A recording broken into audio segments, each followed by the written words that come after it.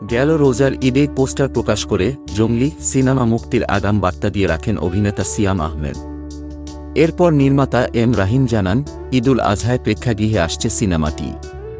কিন্তু হঠাৎ করেই ঈদে মুক্তির মিছিল থেকে নিজেদের সরিয়ে নিয়েছে জঙ্গলি।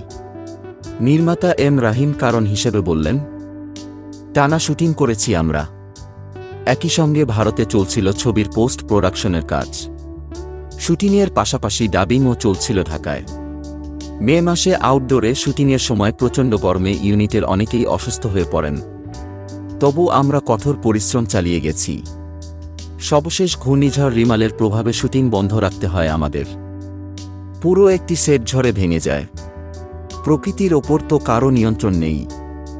দর্শকদের যে সিনেমা আমরা উপহার দিতে চাই, সেই কোয়ালিটি অর্জন করা সম্ভব হবে না। সেই কারণে এই পিছিয়ে যাওয়া। শান সিনেমা দিয়ে চলচ্চিত্র নির্মাতা হিসেবে অভিষেক হয়েছিল এম রাহিমের।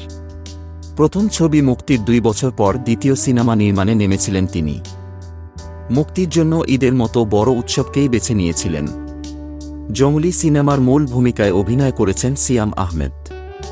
সিয়ামের বিপরীতে রয়েছেন শবনম বুবলী। আরও আছেন দিলারা জামান, শহীদুজ্জামান সেলিম, রাশেদ মামুন অপু, সোহেল খান, ইরফান মৃধা শিবলু। ছবিটির 4টি গানের সুর ও সঙ্গীত করেছেন প্রিন্স মাহমুদ।